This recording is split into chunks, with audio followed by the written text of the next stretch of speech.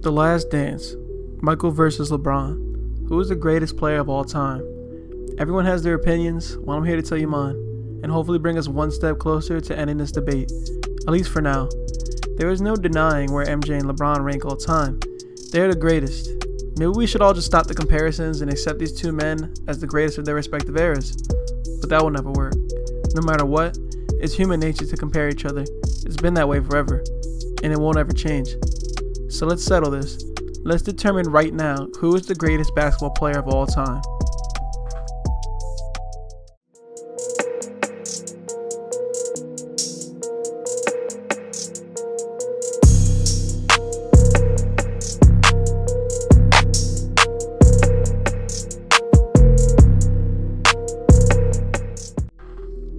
There are a lot of qualifications a player must meet in order to reach GOAT status.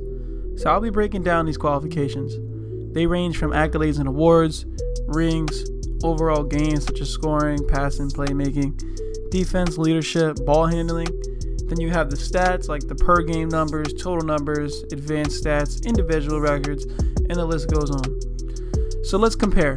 I'm going to measure these players based off of the 26 most important aspects of a player. So now displayed I have the 26 most important aspects of a player. And this breaks down pretty much the entire game of basketball and what contributes them to being GOAT status. So from this conclusion, you can now see that I believe Michael Jordan to currently be the greater player, since he has a total of 12 to LeBron's 10. Now I do have some even/debatables in here, which I will break down. And now this does not mean LeBron can never surpass Jordan. I made a video of what LeBron has to do to become the unanimous GOAT a while back. I'll leave the link in the description. But at this moment, MJ is the GOAT. So let's look at the even/debatables first. Starting with finishing. I had them even here considering how both of them are some of the best finishers of all time around the rim. Once they get to that spot on the floor, the only option is to foul in order to try and stop them. Even then, that typically leads to an and one, which you really would rather not foul them.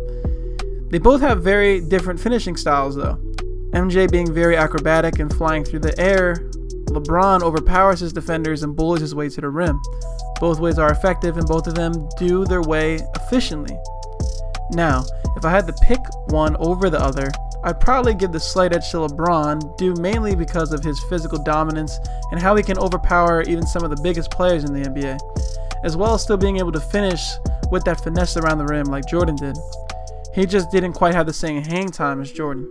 Now for the efficiency aspect, and before I hear all the, "But Jared, LeBron has an all-time higher field goal percentage than MJ, so that means he must be more efficient," slander. Just hear me out. Think about how both of these players score on the court. One's game is predicated on mid-range jump shots and the other attack the basket at all costs. For Jordan to still shoot 49.7%, basically 50% from the field, while his main way of scoring was mid-range, is extremely impressive. LeBron's career field goal percentage is 50.4%, with a majority of his shots coming within 3 to 5 feet of the basket. Now that is not a knock on LeBron, he uses his size and strength to get to where he wants on the floor, but the reason I have their efficiency even is due to the fact that LeBron does benefit from playing in a weaker defensive era over the last 5 years. Spacing on the court has been taken to new levels, and if we look into their true shooting percentage, and for anyone who does not know what true shooting percentage is, it is an advanced stat that takes into account a player's total 2-point field goals, 3-point field goals, and free throws. Jordan has a 57% true shooting percentage, while LeBron has a 58.6% true shooting percentage. Now if I had to pick who has the slight edge in this aspect, I would go with LeBron, mainly because he does have the slightly higher field goal percentage, but he also benefits from playing in this era where we've seen everyone's field goal percentage dramatically increase. And I can prove that by taking a look at the NBA average field goal percentage over the last 20 years. We can see a huge increase. This is due much to the fact that spacing on the floor is now part of the advanced metrics, and NBA teams coming to the conclusion that the best shots are 3-point shots, layups/dunks. Everything else has become outdated. So my point is, if MJ played in this era, he would have an even higher field goal percentage and most likely be averaging about 40 points per game, just in my opinion. So let's move on to our next aspect, which is value. I rank them even here as well. Now again, I can already hear the bronze sexuals yelling at their computer screen, Look what happens when LeBron leaves. 16th seed. And the Jordan worshippers, the Bulls never won without Jordan there. That's a fact. So allow me to explain. First off, we have to break down how a player's value is measured. That's where advanced stats come into play. We have stats like VORP, value over replacement, WS, win shares, W/48, win shares per 48 minutes, BPM, box plus minus, offensive box plus minus, OBPM, DPPM, defensive box plus minus, OWS, offensive win shares, defensive win shares, and PER, player efficiency rating. So now if we take a look into these actual advanced stats, we'll see that Michael Jordan has 5 out of the 9 major advanced stats categories over LeBron. But some could argue that LeBron has 4 of the more important ones over Michael Jordan. So this value is very debatable here between the both of them. Now, just a little bit of context to add to these stats. In 85-86, Jordan only played 18 games, which knocked him out of a lot of win shares that he could have attributed to his career, as well as him only playing 17 games in 94-95.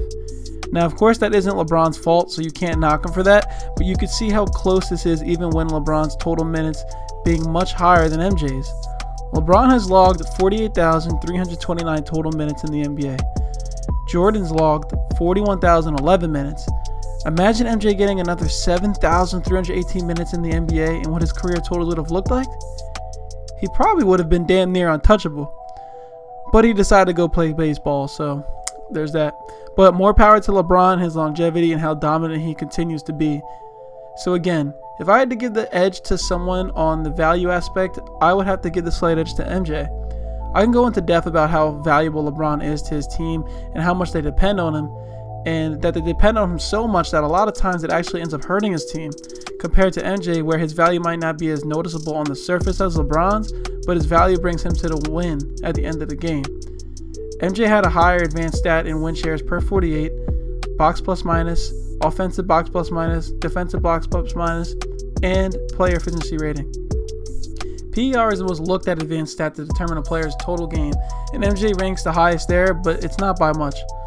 LeBron ranks the highest in value over replacement, which is another important measure for a player's value. VORP takes into account how many points per 100 team possessions that a player contributed to their team.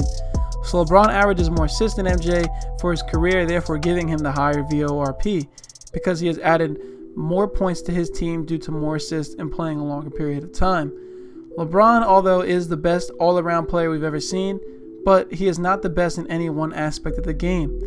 MJ was the best scorer, best defender, and best clutch performer on the court while he played.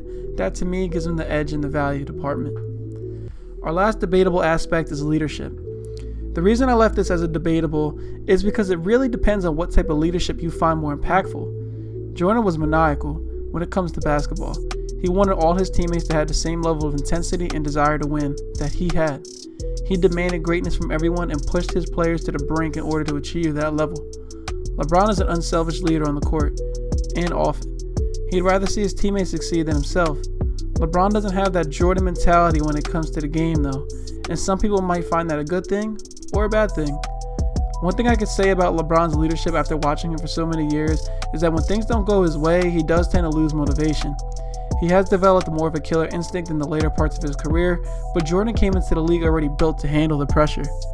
LeBron has also publicly stated team issues to the media, claiming we need more help or we need another playmaker, which to some people was throwing his teammates under the bus. Others may have seen him as giving a subliminal call to his players that it's time to step up. So in my opinion, if I wanted to be nearly guaranteed to win, I'm rolling with MJ. If I wanted to have fun while playing and still have a shot at a championship, I had to go with LeBron. This one will always be a debatable because different people react to different leadership styles, and it's up to you to determine which style you agree with more. No matter what my opinion is, there will be millions of people who disagree with me and also millions of people who agree with me. No matter the outcome, this debate will never end until someone comes along who is greater than the both of them. Who knows when that may be? Maybe he's in the league right now. Who knows? But I can't wait to see it. So with my final conclusion, I currently have Michael Jordan as the GOAT. LeBron can still surpass him, but he has some work to do. When it comes to the 26 aspects I looked at, I had Michael Jordan with 12 over LeBron, and LeBron had 10. And then I had 4 of those aspects with them being even. I would love to see what happens in the next 3 years of LeBron's career and what he can accomplish, and then I can revisit this debate and see if my opinion has changed. But for now, Michael Jordan is the GOAT. So thank you all so much for watching the latest video of Hoop Insight.